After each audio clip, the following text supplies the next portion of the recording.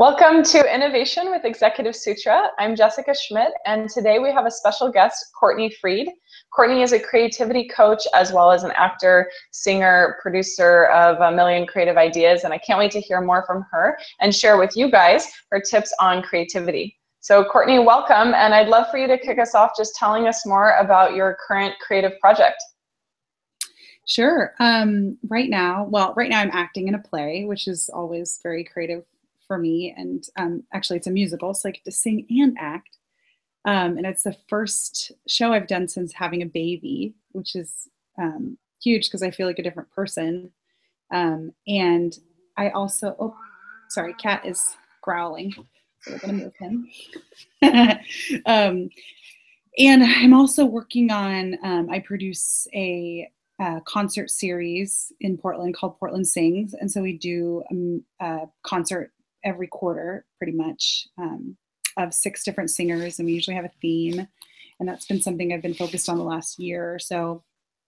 And let's see what else. There's a couple other things. I sing in a band, which is really great and wonderful. It's a good outlet for me as a performer.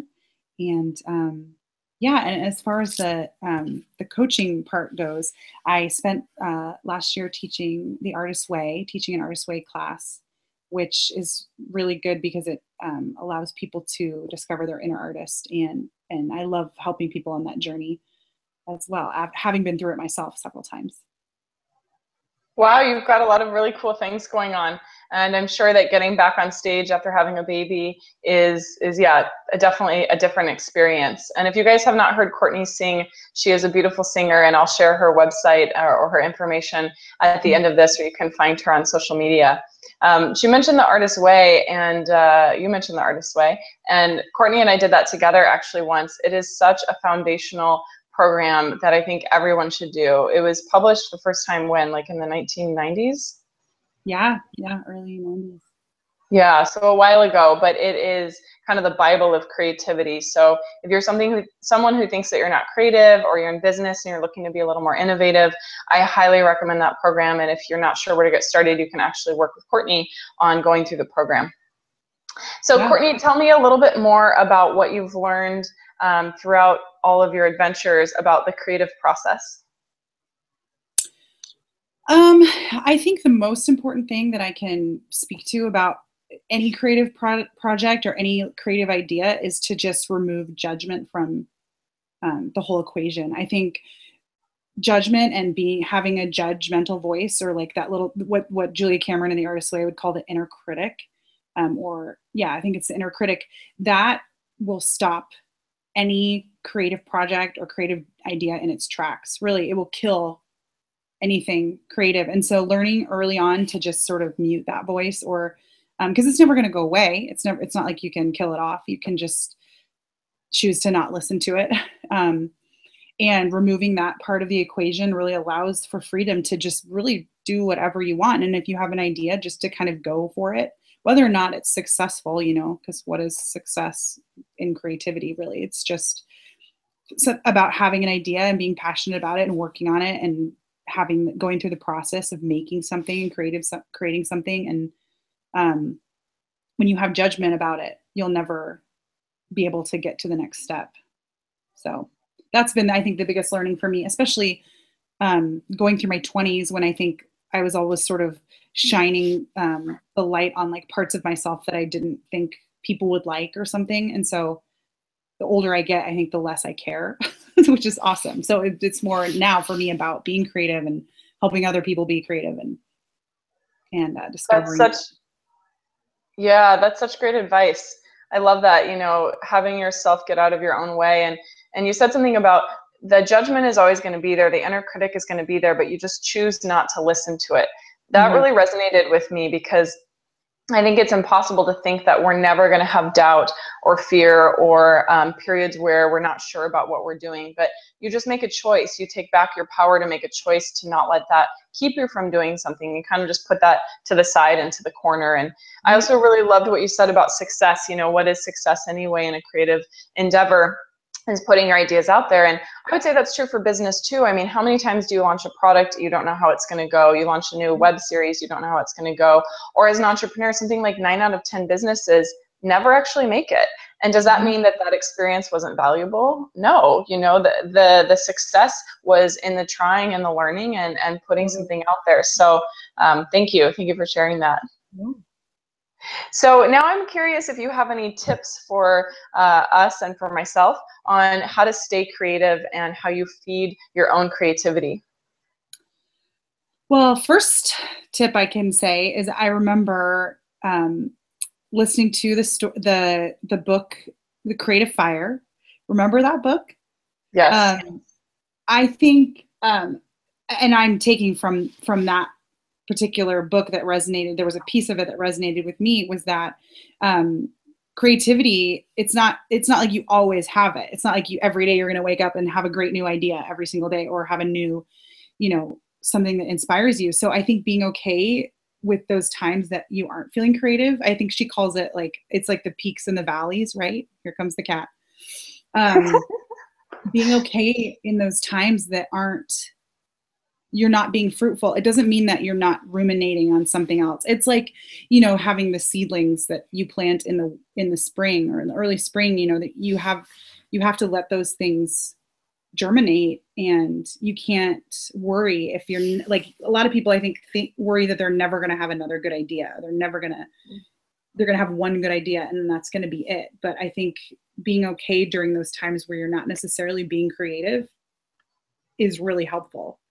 And how do you do that? Because I agree, like there's periods of drought or destruction, right, or kind of crawling into the cave. And I think that book is Clara Pinkola Estes or something. I just want to make sure we throw her name out there. Clarissa Pinkola Estes. Yeah. Yes, thank you. So what do you do with yourself? How do you keep yourself sane and feeling good about yourself the best that you can during that time of drought?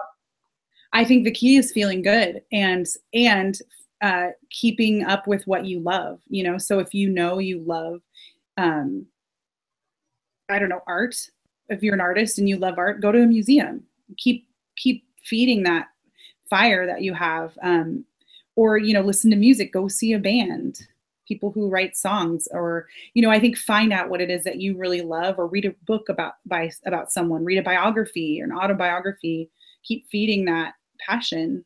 Because you never know where you're going to find inspiration. You really never know. It could be just out in the forest on a walk. I think not giving up on, yourself as a creative person. I mean, that's good advice for anyone. I think everyone's a creative person and everyone's an artist in some way. So keeping that alive, really. Yeah, I love what you said about feeding your passion and finding out what it is that you love. It's like the antidote is to keep doing the things that you love. And you said feeding it, and it reminds me of, like an animal. Like an animal will eat a meal. Humans, we eat a meal. And then we go spend all that energy doing something else, and we have to eat again. We just don't keep running and running and running and never take a little pause to digest and to replenish ourselves. And one of my friends, Reggie Huck, he's a film director, and he's always told me passion is a pet. You have to feed it. Like you have to feed your passion. So I'm so glad you brought up this idea of nourishing yourself and your creativity when it's a low time or things are stagnant. And I just had a month in August where some of my clients, canceled or postponed their sessions for coaching. I had a seminar that got canceled. I had something that got pushed out until October. And I'm thinking to myself, what is going on? Like, how am I going to pay my bills? This idea is stupid. And you can so easily go down into that trap instead of saying, wait, this is just an opportunity for me to hibernate, to replenish, to stay inspired. So it's like, keep feeding your inspiration. Right. A perfect example is being pregnant and having a baby and having that whole experience and not performing, not acting really, but just because I'm not acting doesn't mean I'm not an actor, And that really stuck with me. That's why I had kept up with the Artist Way, because I needed the reminder for myself to know, like, oh no, I'm still that person. It's just I'm not doing it right now. I'm not in action. So. Yes. Yeah, we get to define ourselves by more than our actions. We get to define ourselves by our essence and our intentions and our inspirations. So that's such a good reminder when we get so focused on our title, our position, our accomplishments, what we're doing instead of who we're being. Yeah. Yeah. And I mean, you were creating something, you were creating a baby. True. Oh, that's awesome. So any other final reflections or advice on maybe business and creativity, or just how to keep yourself going as an artist? Let's see. I think it's for me, like in my work and what I really appreciate is to always keep the vision of what I want. And I think when it comes to creativity, you know, seeing myself doing that, being that person, is really helpful. So if like I feel like I'm in a slump, or if I'm feeling negative in any way or not worthy or whatever, imagine myself in that place and imagine myself doing that, is really helpful. Visualizing that. That's great advice. You know, I'm thinking about people in the business world maybe going through a slump and coming back to their vision of, you know, creating better quality products that people can communicate. You know, if you work for a cell phone company or an app or something, or visualizing yourself kind of going in and getting the funding that you need to bring your idea to life. Our mind is so powerful, setting that vision and keeping that vision. And I know that you and I both do a lot of vision boards. Is there any other technique that you use to keep the vision strong? Meditation. Yeah, that's a really helpful tool for me, especially lately, because I think during times of, it's funny, I always thought of myself like I love meditation, but I never really did it because I didn't think I needed it. Since becoming a parent, I have definitely discovered that I am a person who needs meditation, and now it's a great tool. And now I'm like appreciative of it, and I can actually tell people that it's helpful because I actually do it, as opposed to being like, you should meditate, but never having done it myself. I love that you said that and that you shared that with us, because I think we all go through those phases like, oh, I don't need to practice. I don't need to meditate. I don't need to see a therapist. I don't need those things. You know, we like to put an arm's length between ourselves and our growth. So what caused you to get back into it? And then what advice would you have for people who want to start a meditation practice but not sure how to begin? For me, I definitely had found that my mind had become sort of like, what's the word for it? Like I started having like my thoughts were racing, and I was having trouble sleeping because I would go to sleep at night and I would be thinking about all the things I need to do, or like, oh, my cat, I'm so sorry. Thinking about just everything, and having a racing mind was, I think, detrimental to just being in the moment. I found that was taking away from just my experience in life. And so I also realized I needed some time to myself. So I decided this is like a really good time to have time to myself and to be able to calm that racing mind. So I forget what was the other question. Oh, I was just asking, it sounds like what prompted you to start is the racing mind, and then the way that you did it is you just decided, like, I've got to do this. But is there any tip you have for someone who wants to begin to meditate but isn't sure where to start? Yeah, you know, how someone got me onto it is there was an app on the iPhone. I'm sure you can get it on. I can't hear you very well. Can you move your hand away from the speaker? Yeah. Or the cat away from the speaker. Cat. There's an app you can get on the iPhone called Calm. Have you seen it? I've seen it. I haven't used it. I just saw it the other day because I'm actually working on an executive Sutra app, and so I was doing a little market research. But it's great. I love that all of these apps are coming out and helping people. Yeah, so it's really cool. I'm turning it off. And sounded it's an like app rain or bamboo or something. Yeah, it totally is. And you can choose your setting, but you can it says timer. So if you need a 2-minute meditation, like for me, I needed it before. I was like, because I was having a lot of anxiety about certain weird things, and I would use it before, like in my car. I would drive somewhere, turn the car off, turn the app on, and it would do a 2-minute meditation, and it was amazing. Mm. And then I did a couple that were like 5 or 10. And so it became a really awesome tool for me. And I was like, this is really helpful. It will help me in any situation. And I think having that little, it's great for, even though it's technology, it just like pulled me out of whatever I was dealing with and letting me take a deep breath. It says, take a deep breath. And then it walks you through a guided meditation. It's really cool.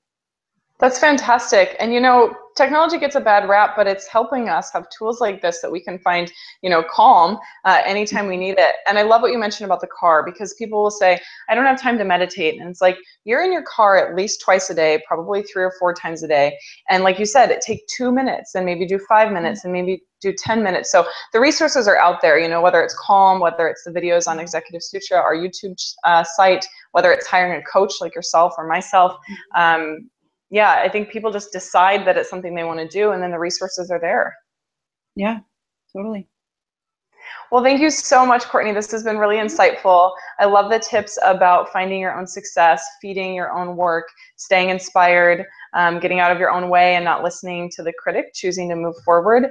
And then this last tip about meditation to foster your creativity, even if it's for a short amount of time. Yeah, absolutely. My pleasure. So if people want to connect with you, what's the best way for them to find you? So I have a website. It's called freedcreativeconsulting.com. Fantastic. So we'll be putting that at the end of this as well. freedcreativeconsulting.com. That's FREED, creativeconsulting.com. So thank you, Courtney. This is really inspiring. And as always, I love to connect with you. Totally. Okay. Thanks, Jess. Thank you.